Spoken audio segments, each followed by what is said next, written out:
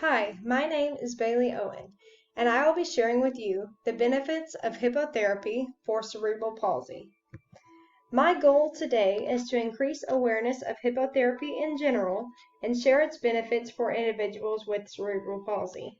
While you may not know a lot about this topic right now, I will explain what hippotherapy really is, what cerebral palsy is, and how it affects the individual, my personal story, the roles of the therapists involved, and a story about a young boy who was impacted by the therapy. Why raise awareness for hippotherapy?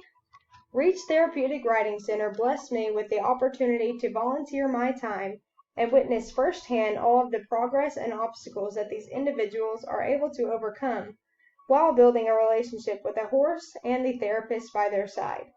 I have worked with horses and riders at Reach Therapeutic Riding Center in McGregor, Texas since 2016, when I could find time out of school, work, and sports, and have experienced the life-changing impact of hippotherapy.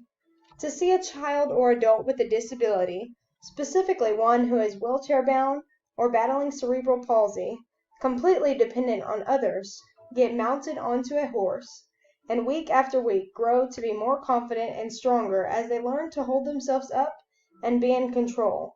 That is amazing.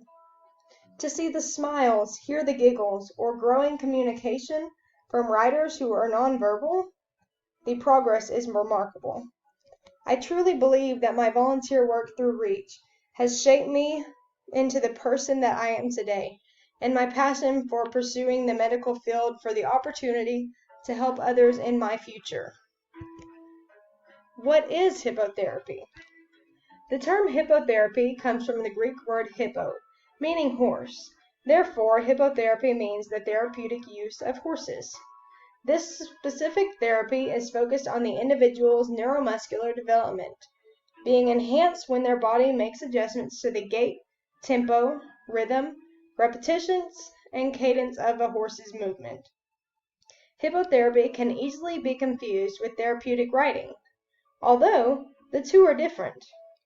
Author Barbara Smith explains, therapeutic riding involves teaching people with disabilities equestrian skills, whereas hippotherapy is a medically based treatment method.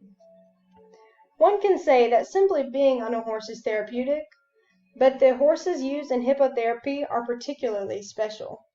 To provide a safe and controlled environment for the individual and leaders, horses are highly trained and worked with daily.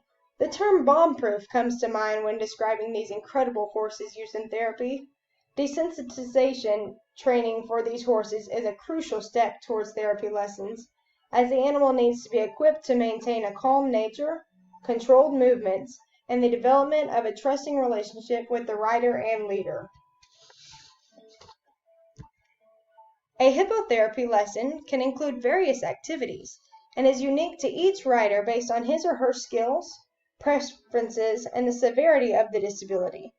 An informative article from cerebralpalsy.org explains, after a child mounts the horse, it's the therapist's job to strictly monitor and control the horse while the child is riding horseback. The therapist will walk alongside the horse to direct equine movement and modify movement in a way that is safe for the child.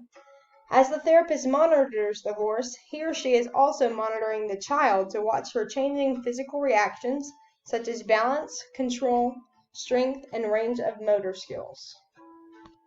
As a horse leader at Reach, I witnessed the numerous precautions taken in order to get a rider prepared for hippotherapy. At times, a ground lesson will be instructed in place of a session on horseback.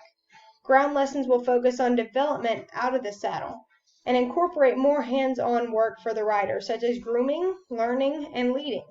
A shift in lesson plan may be the result of weather complications, the rider's state of mind, physical hurdles, or other drawbacks.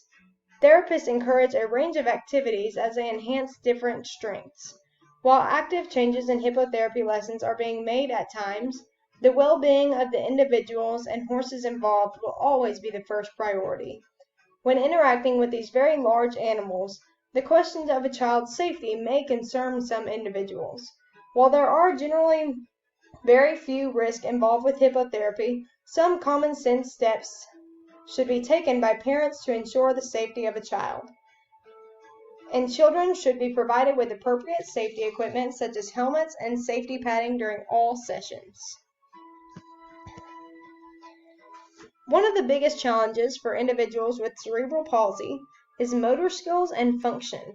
A person's ability to use their motor skills and function comes easy to most, and many may even take it for granted. Cerebral palsy affects the cerebral cortex, which is the part of the brain that directs muscle movement.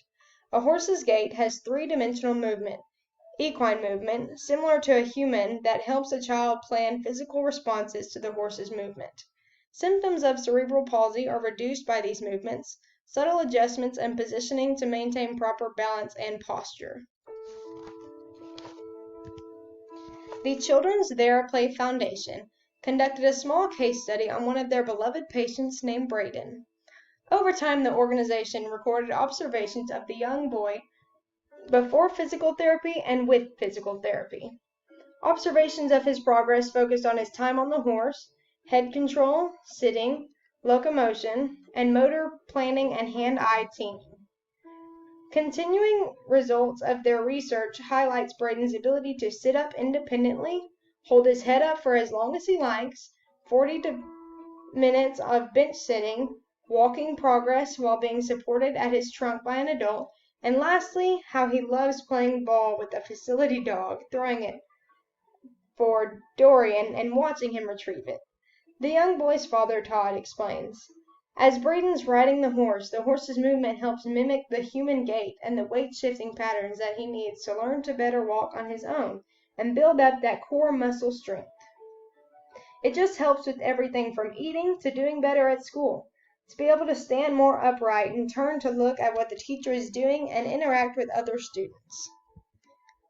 Just look at that smile.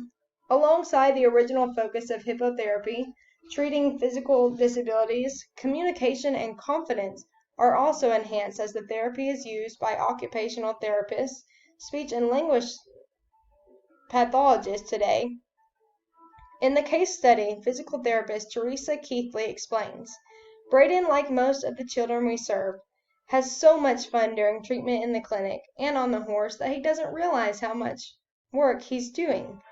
But there's so much going on.